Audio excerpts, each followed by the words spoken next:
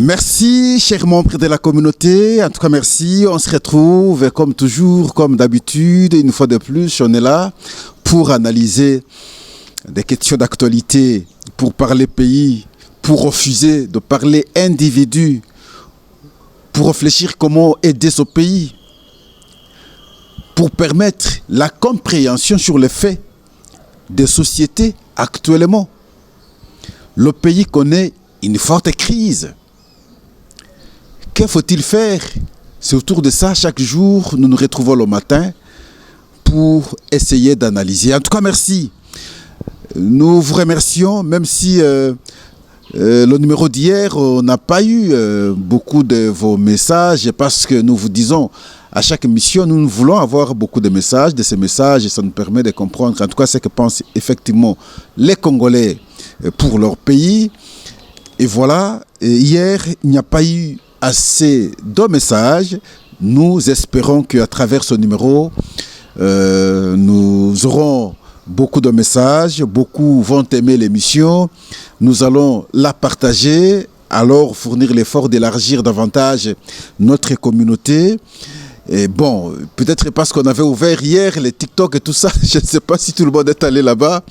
Non, parlons nation, évitons les inutiles. On n'a pas besoin de ça.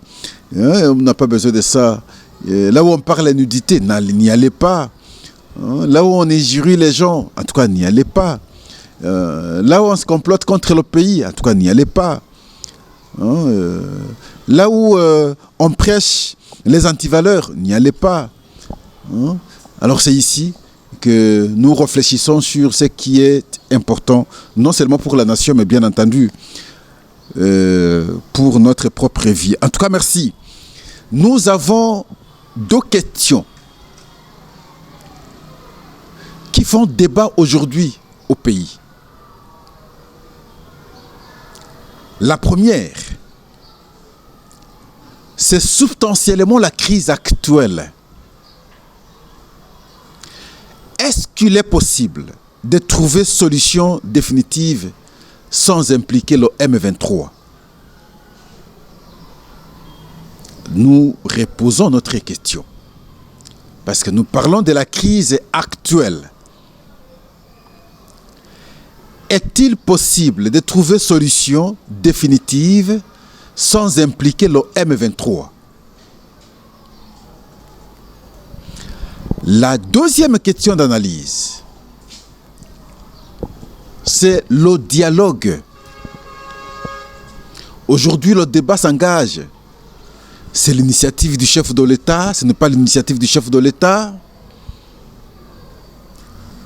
Est-il important d'organiser à ce stade de temps un dialogue national?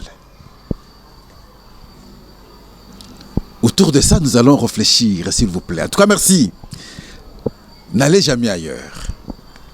Voilà pourquoi nous vous disons souvent n'allez jamais ailleurs. C'est avec raison.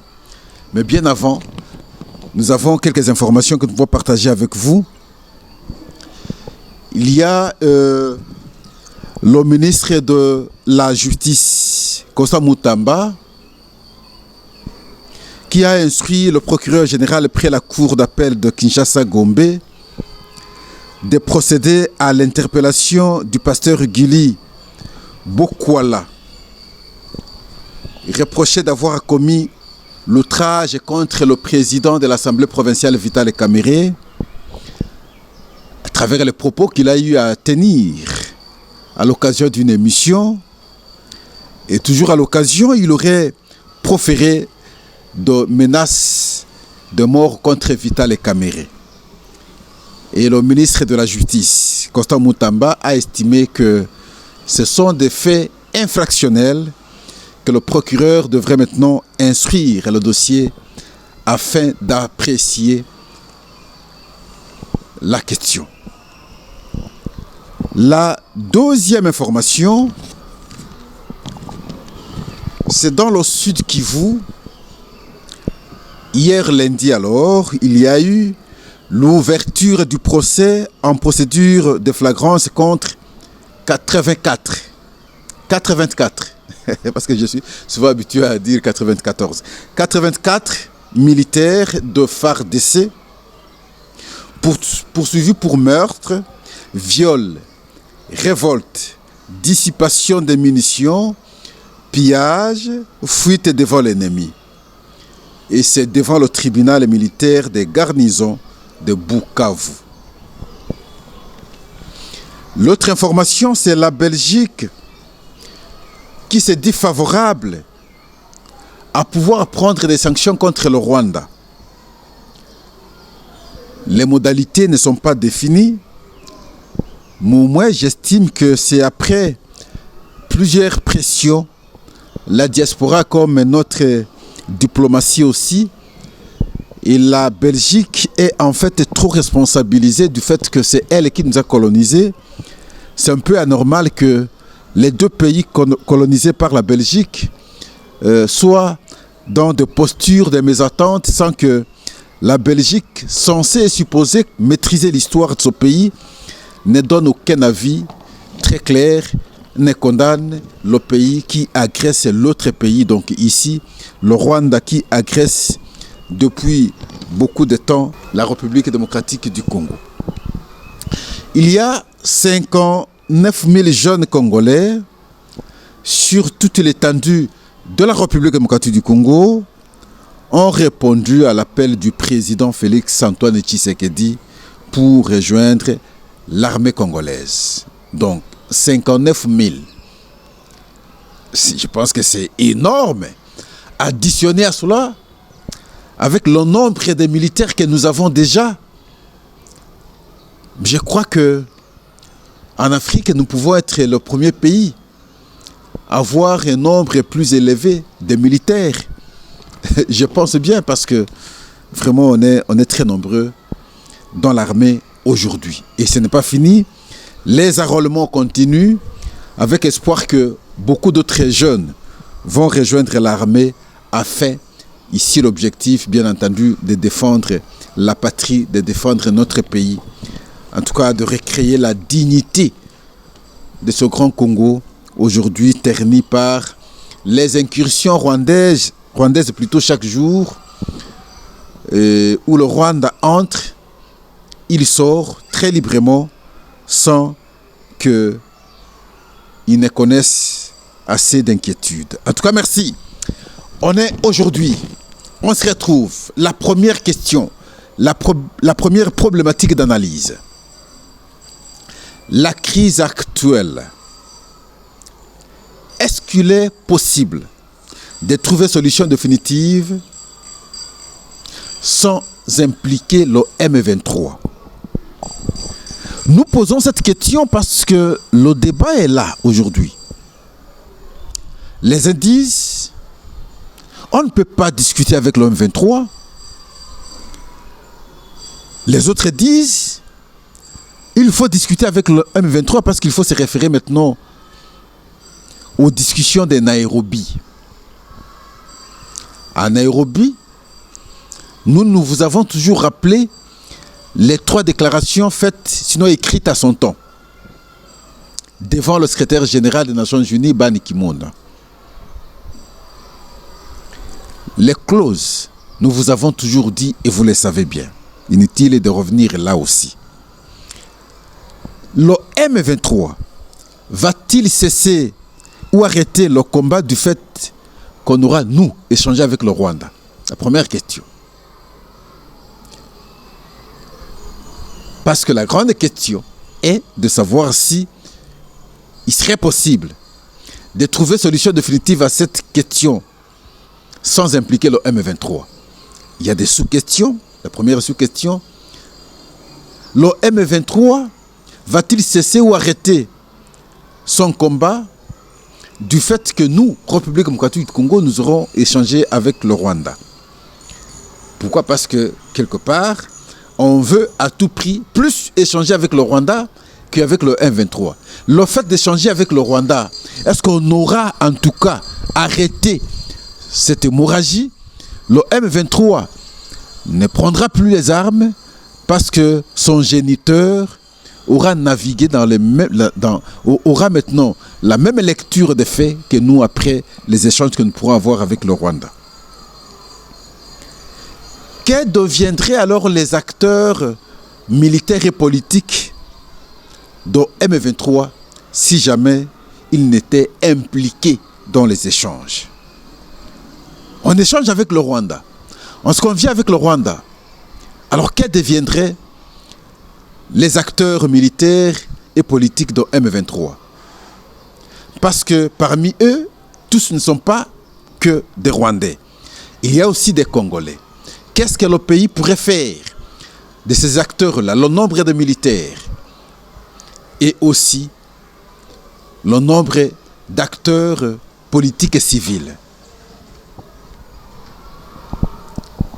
Dialoguer avec le M23 voudrait dire respecter intégralement les 3 déclarations de Nairobi. Si on va aux échanges aujourd'hui, on dit bon, on discute avec le M23, est-ce que cela implique l'application intégrale de toutes les dispositions contenues dans les 3 déclarations de Nairobi? Ou qu'à travers la discussion ou les discussions, on peut dire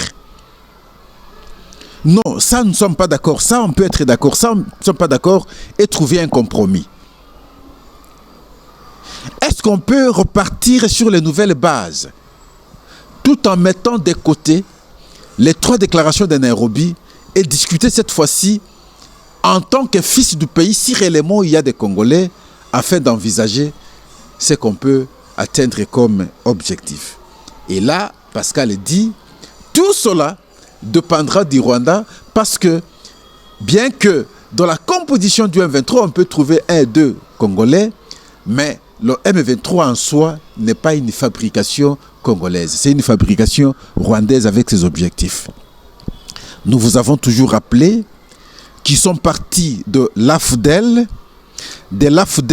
au RCD, de RCD au CNDP, de CNDP en tout cas au M23, M23 1, M23 2, et nous avons aujourd'hui AFC. Il ne change que de nature, mais le contenu reste le même, répondant bien entendu aux objectifs assignés personnellement par le Rwanda, et ces objectifs sont définis dans tous les accords que nous avions eus, qu'on parle de RCD, qu'on parle de l'AFDEL, qu'on parle de RCD, qu'on parle de tous les accords, toutes les discussions que nous avions eues, et ces objectifs sont dedans. Et donc, nous pensons que même si on pourra échanger avec le Rwanda pour voir Paul Kagame lui dire pourquoi vous assassinez notre pays comme avait bien souhaité le président de la République, mais nous pensons en fait compte que probablement il sera aussi souhaitable de revoir ce qui a été convenu hier. S'il faut les mettre en cause, on peut les mettre en cause et trouver une autre feuille de route. Est-ce que revoir les clauses des 3 déclarations de Nairobi est-il possible? Si tout le monde est congolais, nous disons bien si tout le monde est congolais, il est possible. Mais ce sera impossible de mon point de vue, parce que c'est cela les vrais objectifs du Rwanda. Céder à ces objectifs, c'est alors mettre un terme définitif à ces velléités sur le sol congolais. Le Rwanda est-il prêt à faire cela pendant que, à ce jour, il faut le dire, il a beaucoup de dettes de plusieurs pays, il a reçu beaucoup d'argent de plusieurs pays pour l'exploitation de nos ressources. Et il doit rembourser cela par des ressources. Et voilà pourquoi, pour le Rwanda, c'est une question de vie ou de mort. Et nous devons intérioriser cela dans tous les actes que nous posons. Pour Paul Kagame, c'est une question de vie ou de mort. Et il est parvenu à ce jour à pouvoir intégrer beaucoup de pays qui l'appuient. Question de regarder la réaction de plusieurs pays, non seulement européens, parce qu'il a signé les accords avec l'Union européenne, mais aussi plusieurs pays africains.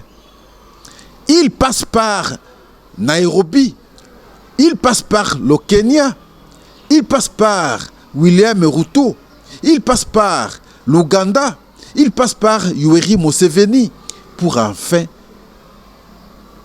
convaincre d'autres pays africains sur la cause rwandaise, sur ses objectifs poursuivis sur le sol congolais. Peu importe cette fois-là, peu importe toutes les dispositions du droit international, et il les viole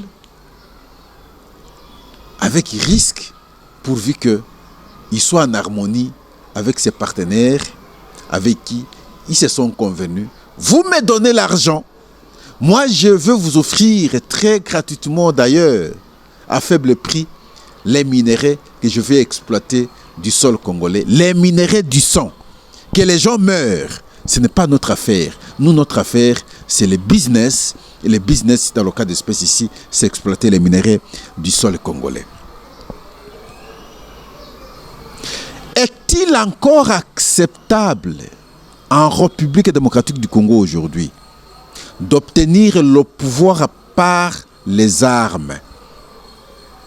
La Constitution l'interdit formellement.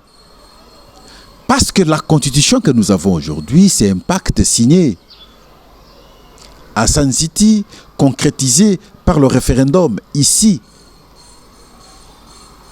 En 2005-2006, le vote est intervenu, la promulgation de la Constitution en fait compte. C'est un pacte. Vous lisez le préambule de notre Constitution, nous parle du manque de légitimité du pouvoir.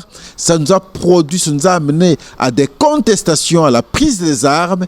Plus jamais, plus question encore à partir du moment où nous avons la Constitution que le pouvoir s'obtienne par les armes. Donc, depuis 2006, le pouvoir ne pouvait s'obtenir que par la voie électorale.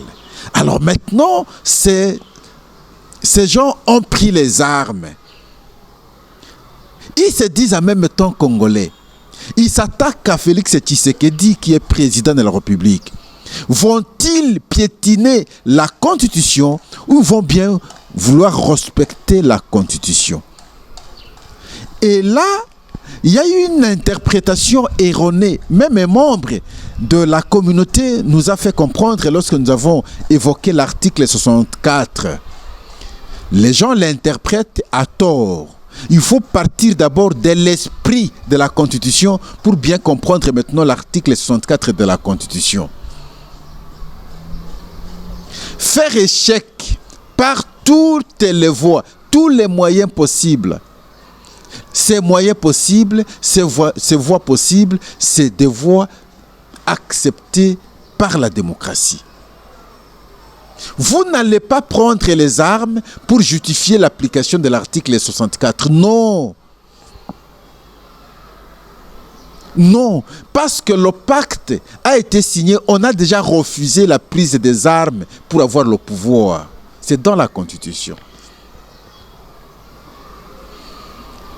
Et la même Constitution ne peut pas ouvrir une brèche pour vous dire non, si quelqu'un, bon voilà, fait ceci, vous devez prendre le pouvoir, enfin, vous devez prendre les armes pour les combattre et obtenir le pouvoir. Encore que, peu importe la forme qu'on peut dire ou on peut parler, mais jusqu'à la preuve du contraire, le pouvoir s'obtient par les élections jusqu'ici. Qu'elles soient bien organisées, qu'elles ne soient pas bien organisées, sinon je veux dire le plus important à ce stade du temps de l'apprentissage de la démocratie, c'est de respecter le cycle électoral, d'asseoir le pouvoir démocratique Ça nous permet d'avoir les institutions légitimes. Que de prendre les armes et mettre tout en cause. Parce que lorsqu'il y a intégration de ceux qui ont pris les armes, mais on met tout en berne. Et je vous expliquais la fois passée que lorsque on fait la guerre, on détruit d'abord l'économie du pays, on sacrifie les vies humaines, ici ses propres citoyens, et on détruit les infrastructures. C'est cela la conséquence de la guerre. Et lorsqu'on fait agenouiller l'économie, qui paie le prix? C'est la population. Lorsqu'on détruit les infrastructures, qui paie le prix? C'est la population. Lorsqu'on tue, on tue la même population.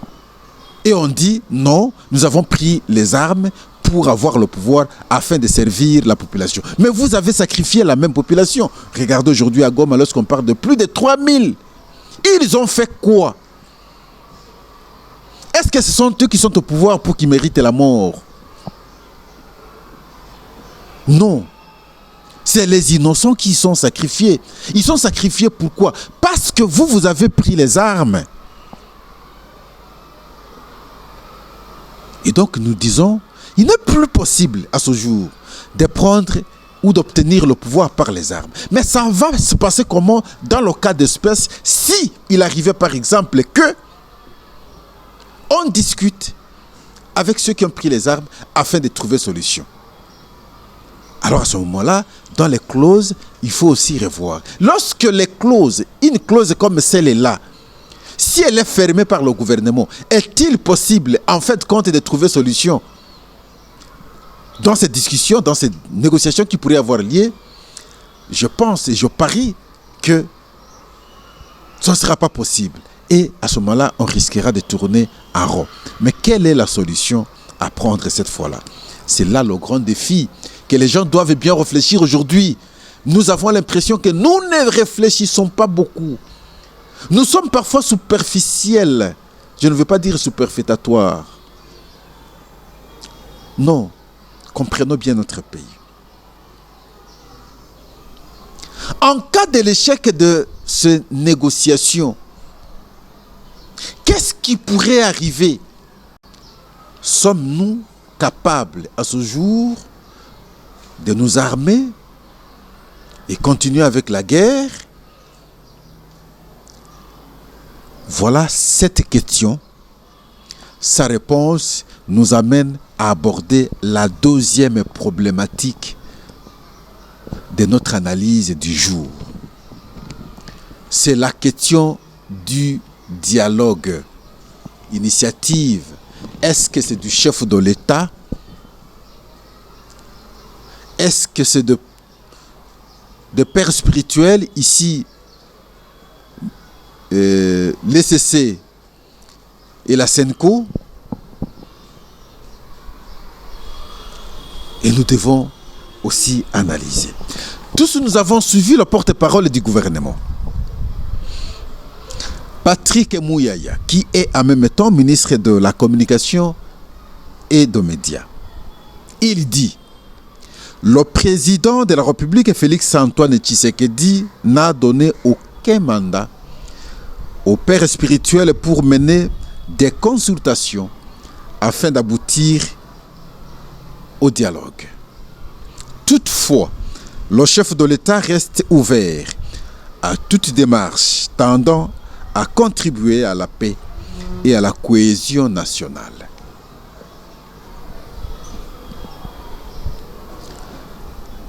Avant qu'on arrive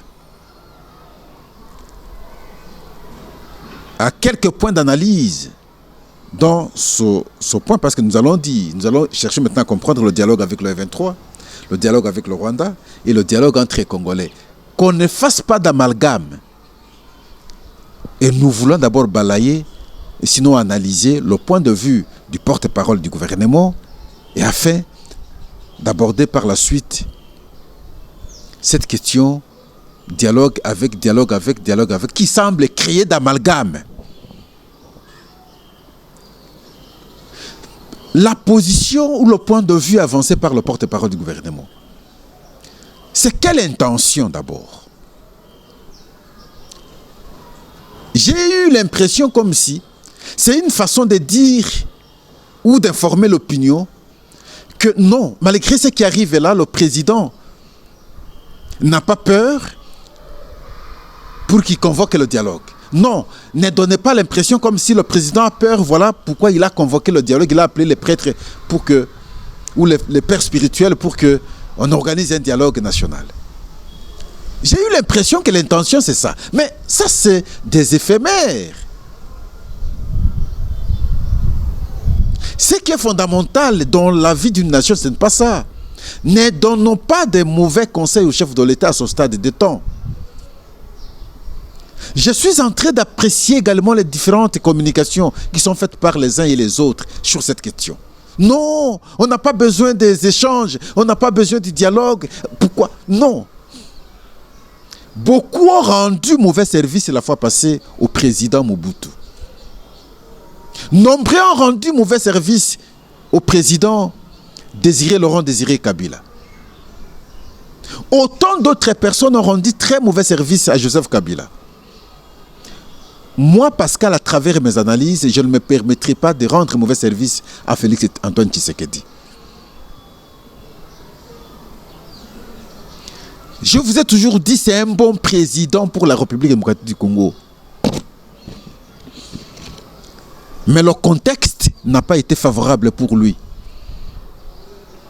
Moi, je vous ai démontré à Kinshasa, ici, en termes des infrastructures.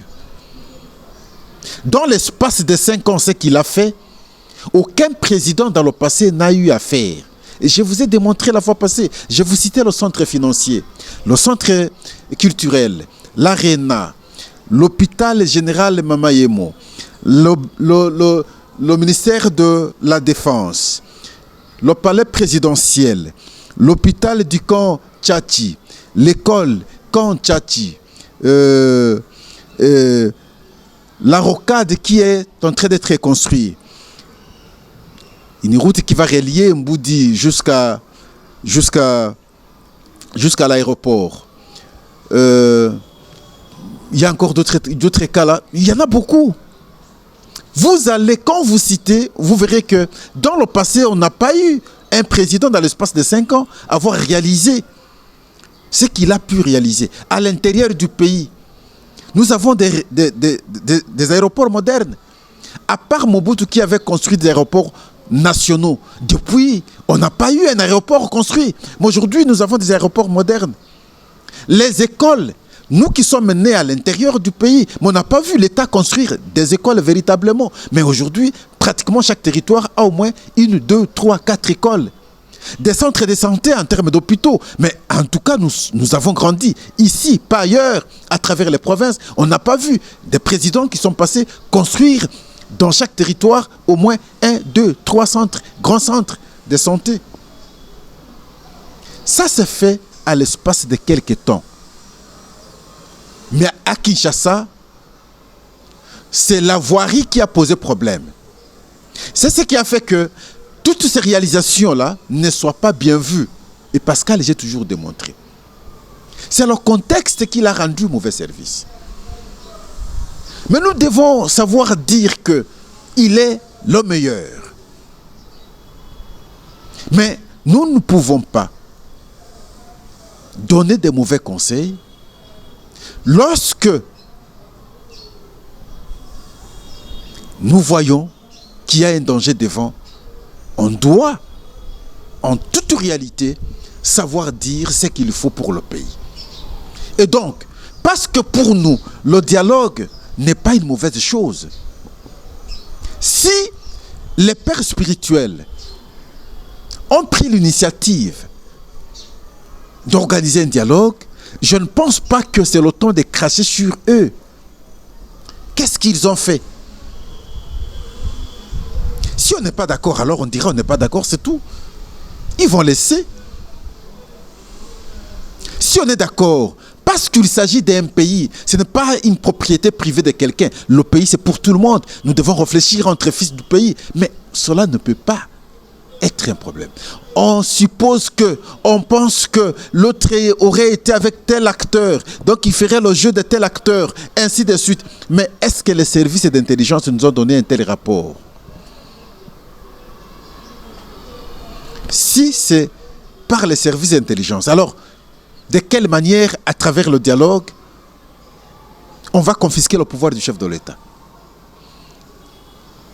Ce qui est vrai, c'est que nous-mêmes, nous devons nous regarder parce que, à partir du moment où nous avons accepté l'obtention du pouvoir par de voie électorale, il ne faudrait pas que nous-mêmes, par nos actions, nous puissions mettre en cause ce qui a été convenu par les Congolais à travers le référendum qui nous a permis d'avoir la Constitution. Il est au 2e mandat. La première année est finie, il a déjà entamé la 2e année.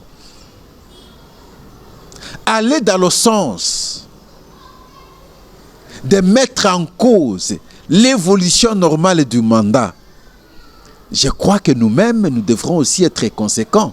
Parce qu'on risquerait maintenant de sortir de la Constitution. Lorsqu'on sort de la Constitution, c'est aux juristes d'apprécier ce qui pourra arriver. Moi, à la place du président Tshisekedi, je serai le premier à sauter sur le dialogue. Personne ne le fera partir de là où il est. Il reste, il a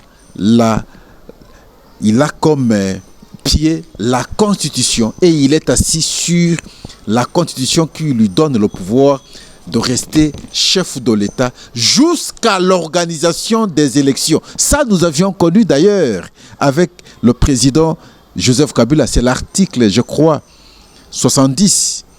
Il y reste en fonction jusqu'à l'installation du président élu. Si vous allez accepter la transition qui aura 10 ans, ah mais lui reste président aussi pendant 10 ans. Et donc, ne donnons pas l'impression que le président refuse le dialogue. Alors maintenant, à quel niveau il y a l'amalgame? Lorsqu'on parle du dialogue, là, c'est là que les pères spirituels devraient bien me comprendre. J'ai l'impression qu'ils font l'amalgame, les pères spirituels. Les CC et la SENCO. Dialogue entre Congolais. Ah oui, il n'y a pas de problème. On peut échanger entre Congolais. On va échanger entre Congolais. Mais lorsqu'on échange entre Congolais, n'oublions pas que il y a eu d'autres discussions qui ont été organisées en dehors des Congolais. Parce que le M23 dont nous parlons ici, il n'est pas une fabrication congolaise. Pour que lorsque nous discutons entre nous, nous puissions trouver solution à la question du M23. Non, nous l'avons dit. La question du M23, c'est la question du Rwanda. Et donc, autant que vous pensez maintenant au dialogue entre les Congolais, il faut aussi penser à un dialogue entre la RDC et le Rwanda. Tant qu'on n'aura pas résolu le problème avec le Rwanda, il est difficile de mettre un terme, n'est-ce pas,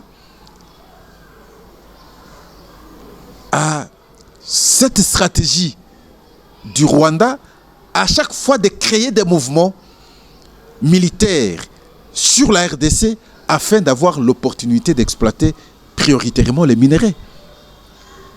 Alors il faut comprendre le dialogue à cette étape-là. Lorsqu'on parle du dialogue, est-ce qu'on intègre réellement la donne du M23, monsieur, mes pères spirituels? Vous êtes suffisamment informés. Vous êtes suffisamment informés plutôt. Vous, parce que dans vos diocèses,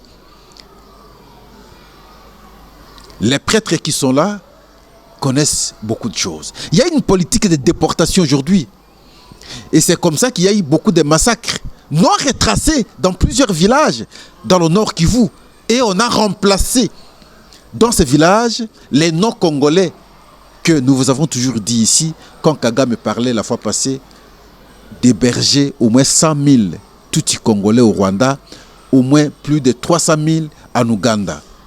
On n'a jamais fait une réelle investigation d'aller par exemple au Rwanda, d'aller par exemple en Ouganda, voir dans quel camp on héberge ces plusieurs Congolais qui ne sont que Tutsis. Et les Congolais ne réfléchissent pas là-dedans. Est-ce qu'il est possible d'avoir des réfugiés qui ne soient que d'une seule communauté? Ils ne sont nulle part ailleurs à part le Rwanda et l'Ouganda. On ne réfléchit pas. S'il y aura dialogue, impliquez cela. Et alors que déjà maintenant, cette politique de déportation, d'installation d'autres citoyens se fait, ils effacent des villages et ils prennent ces gens, les installer. Et personne ne reviendra réclamer. Et ils sont encore là. Et la partie est occupée jusqu'à la preuve du contraire par le Rwanda, enfin, par le Rwanda à travers le M23. Et ces gens sont là comme autochtones. Et ils sont là. Et alors qu'ils ne les sont pas, les autochtones sont effacés, sont assassinés par la guerre ici afin de répondre à cette stratégie de réinstallation, sinon d'installation. Non, en tout cas, merci. Nous, on s'arrête ici. Mais tout en vous demandant de comprendre qu'il s'agit ici du pays. Et lorsqu'on parle pays, nous devons être à mesure de faire des dépassements de soi. Avoir la capacité de concession. Nous devons nous offrir. Nous devons éviter nos égos. Ne soyons pas trop introvertis.